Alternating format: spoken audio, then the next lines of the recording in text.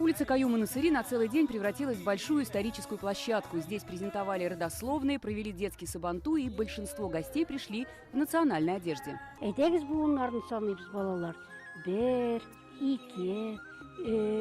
Генеалогическое древо семьи Сибгатулиных насчитывает 7 поколений. Это род учителей, врачей и общественных деятелей. Ведь это все на бумаге осталось, это передастся детям, внукам, их детям. Это очень важно, тогда и поколение уже количество вырастет. Очень интересно продолжать историю нашей семьи. Когда-то узнают мои дети, потом их дети. Праздник родословной в Старо-Татарской Слободе прошел в 3-й раз. Он помогает возрождать и сохранять семейные традиции. Свою родословную, свое сословие, своих предков каждый должен знать. Каждый должен. Это по своей личной жизни ему очень нужно будет, пригодится. Исхаковы смогли составить свою родословную с 15 века. Они теперь знают историю предков в 12-м поколении. За 10 лет поиска Рашиду Исхакову удалось найти даже корни шейхов, которые жили в Казанском ханстве. В родословной есть и основатель села Богатые Сабы.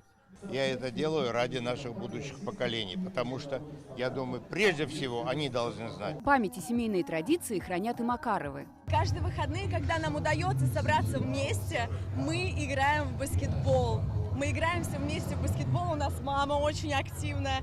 Мы всех собираем и проводим классное активное время. Любим лепить пельмени, потому что можно помазать друг друга мукой, это очень весело.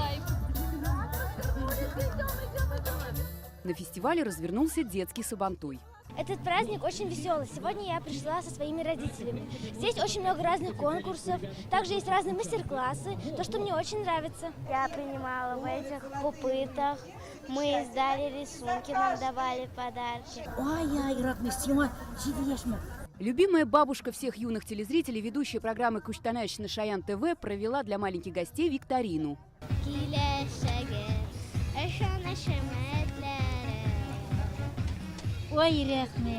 На празднике впервые организовали зону патриотического воспитания. Курсанты Казанского танкового училища показали стрелковое оружие, артефакты времен Второй мировой.